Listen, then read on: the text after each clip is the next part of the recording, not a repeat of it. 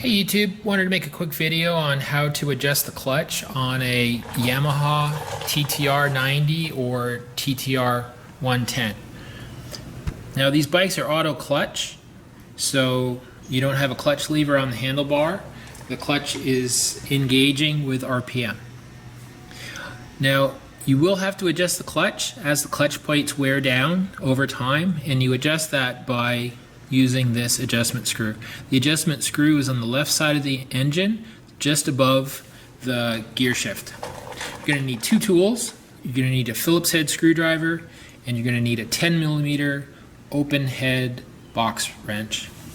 So we're going to start off, we're going to loosen the 10mm locking nut, and by hand I'm just going to unscrew it. And then to start off, I take the tension off of the screw, and I do that by turning it counterclockwise.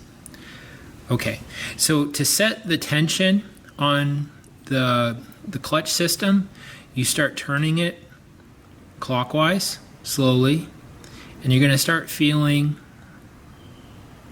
that there is a point of contact, and from that point you're going to turn the screwdriver quarter turn counterclockwise.